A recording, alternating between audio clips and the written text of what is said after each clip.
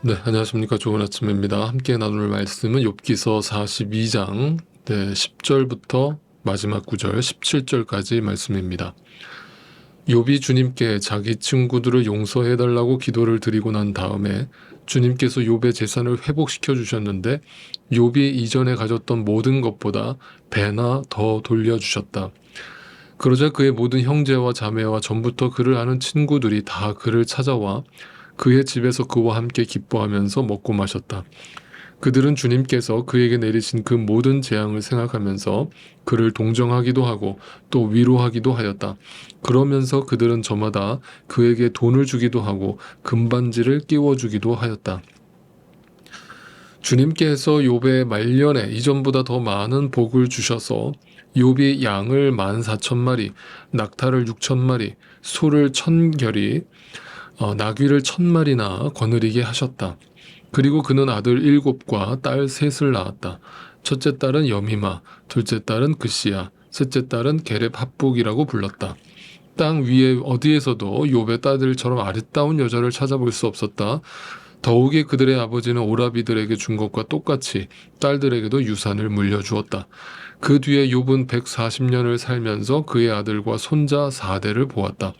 욥은 이렇게 오래 살다가 세상을 떠났다. 자, 드디어 욥기의 결론에 우리는 도달했습니다. 그런데 그 결론은 지나온 그 욥의 과정과 그 어려움, 그리고 굉장히 난해했던 고난에 대한 그 해석의 과정에 비하면 사실 너무나 좀 허무하게 느껴질 정도로 아주 심플하게 간단하게 마무리가 되고 있는 것을 보게 됩니다. 역시 이 욥기라는 책을 어떤 그냥 이야기식으로만 읽어버리면 결국 고난받던 한 인간이 인과응보에 의해서 결국은 복을 받고 아름답게 해피엔딩으로 끝났다라고 결론을 내릴 수가 있겠습니다. 그런데 중요한 것은 욥기가 던져주고 있는 메시지가 그렇게 간단하지가 않다라는 것과 고난이라고 하는 그 문제에 있어서 우리가 생각하던 어떤 착한 일을 하면 복을 받고 나쁜 짓을 하면 벌을 받는다라고 하는 그 사고방식이 완전히 무너져 내리는 그런 이야기를 우리에게 들려주고 있다라고 하는 사실입니다. 그래서 이제 오늘 욥이 일종의 보상으로서 가족의 축복을 받게 되고 또 심지어 재산의 축복을 누렸다는 그 말씀이 언급되어 있지만 이 내용이 그냥 그 내용 자체만으로 보면 욥이 당했던 고난에 비해서 과연 그것이 보상이 될까라고 하는 생각이 들 정도로 굉장히 우리가 기대했던 결론과는 좀 다른 결론이 나고 있는 것을 보게 됩니다. 그렇다면 진짜 욥이 우리에게 들려주고자 하는 결론이라고 하는 것이 무엇이겠는가?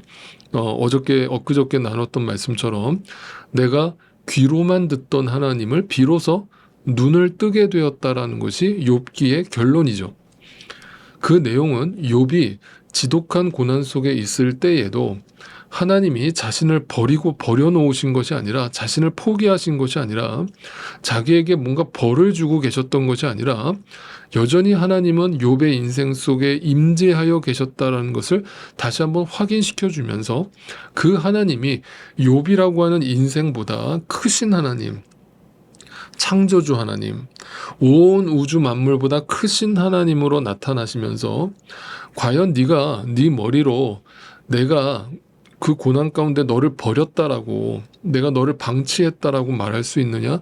그럴 수 없다. 나는 너의 삶을 인도하고 있으며 나는 너를 구원에 이르는 길로 이끌고 있음을 분명하게 마지막 결론에서 보여주신 것이죠. 이것을 보고 나서야 비로소 욥이 귀로만 알고 있던 그 하나님을 눈으로 봤다라면서 그 고난 속에서도 함께하고 계셨던 그 하나님의 임재를 경험했던 것이죠. 또 느꼈던 것이죠.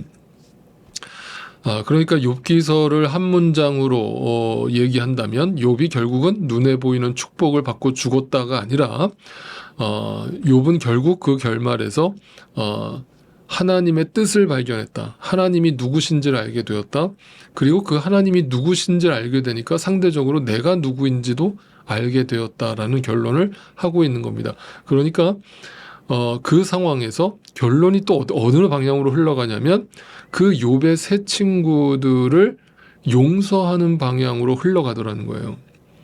그 전까지는, 하나님을 알기 전까지는, 하나님을 만나기 전까지는 내가 고난 가운데 있는데 그런 바른 말만 던져주는 그 친구들이 너무 괘씸했고 미워 죽겠고 또 내가 그냥 니네가 생각하는 것처럼 그렇게 단순하게 하나님을 지금 내가 생각하고 묵상하고 있는 게 아닌데 자꾸 나한테 종교인이 되라고 얘기하는 그 욥의 새 친구들이 너무 못마땅해서 괘씸했는데 괘씸했다라는 말은 다시는 안 보겠다라는 결정을 했다는 거죠. 사람과의 관계를 끊어버리는 거예요. 그러니까 고난 가운데 진짜 친구가 가려진다고 하잖아요.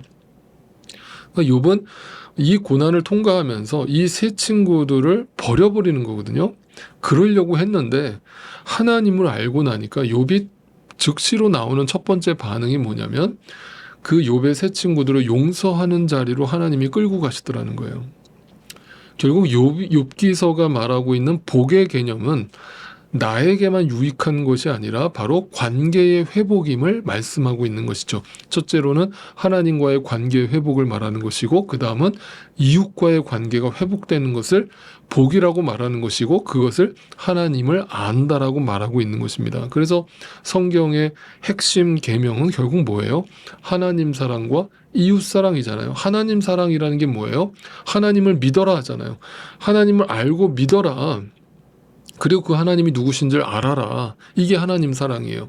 그리고 그거와 같은 것이 뭐라고? 이웃 사랑이. 이웃 사랑은 뭐예요? 알았다면, 그 하나님을 믿었다면 그 하나님을 전해라. 그리고 그 하나님의 말씀대로 행해라 라고 하는 게 이웃 사랑이잖아요. 그러니까 신앙생활은 복잡한 게 아니에요. 정말 그 하나님을 알기만 한다면, 그 아는 것이 너무나 어렵기 때문이고 그것이 우리의 의지로 우리의 노력으로 불가능하다는 것일 뿐이지, 그 하나님을 알기만 된다면 우리는 반드시 행하게 되어 있다는 거예요. 전하게 되어 있다는 거예요. 사랑을 흘려보내게 되어 있다라는 거예요. 그래서 오늘 욥이 이 용서의 개념으로 나아가고 있는 것을 보게 되는 겁니다. 여러분 생각해 보세요. 용서라고 하는 그 개념이 어떤 개념이에요? 여러분 누가 용서를 하는 겁니까? 우리는 보통 용서를 한다 그러면 힘을 갖고 있는 사람, 권력자가 누군가를, 아랫사람을, 힘이 없는 사람을 용서해 줄 수 있다라고 생각을 합니다. 그런데 그렇지 않아요. 용서라는 단어의 깊은 의미는 뭐냐면 피해자가 가해자를 덮어주는 것이죠. 여러분 그게 진짜 용서의 의미예요. 욥은 고난을 통해서 억울함과 피해를 겪었죠. 그런데 그가 하나님을 알고 나니까 그 하나님이 복이라는 것을 발견하게 되었고, 그로 인해서 자신에게 가해를 입혔던 그 세 친구를 용서하는 자리에 서더라는 거예요. 그래서 그것이 뭐예요? 덮어주는 거예요. 그러니까 성경은 계속해서 가죽옷을 지어서 우리를 덮어주시는 하나님, 그 노아가 술에 취해서 발가벗겨졌을 때 그 노아의 나체를 보지 않고 덮어주는 두 아들의 이야기를 통해서 우리에게 은혜가 무엇이며 용서가 무엇이며 무엇이 하나님을 믿는 것이며 무엇이 하나님을 아는 것이냐라고 묻고 있는 겁니다. 그래서 예수 그리스도께서도 이 땅에 오셔서 십자가에서 고난을 당하실 때, 십자가에서 인간들을 향해서 그 인간들에게 피해를 받고 계실 때 하나님 저 인간들 다 쓸어버려 주시고 다 죽여버려 주십시오라고 기도하지 않았죠. 주님 저들을 용서하소서, 저들이 하는 것을 알지 못합니다. 예수 그리스도는 피해자였단 말이에요. 피해자가 가해자를 용서하잖아요. 그게 용서의 의미예요. 그런데 하나님을 알지 못하면, 하나님을 입으로만 믿으면 어떤 일이 벌어지느냐, 내가 피해 당한 것에 집중하죠. 그래서 내가 피해를 당했기 때문에 내가 똑같이 갚아주겠다라는 복수심에 불타오르죠. 그거 하나님을 알지 못하는 거예요. 또는 가해자가 되어서 자신은 항상 옳다라는 방식으로 욥의 세 친구들처럼 그런 시선으로 누군가를 정죄하고 판단하는 일에 빠를 수밖에 없는 거죠. 이 두 가지가 다 하나님을 모르는 거예요. 그런데 하나님을 알게 되면, 하나님의 복이 무엇인지를 진짜 알게 되면 그 복은 나로 하여금 피해자가 가해자를 덮어주는 놀라운 그 용서의 기적으로 나아가게 하더라는 거예요. 그것이 욥이 갑절이나 복을 받았다라는 말씀으로 표현된 겁니다. 갑절이나 복을 받았다라는 것은 그 가해자들보다 욥이 갑절이나 2배나 마음이 더 컸다라는 것을 보여주는 상징적인 표현인 것이죠.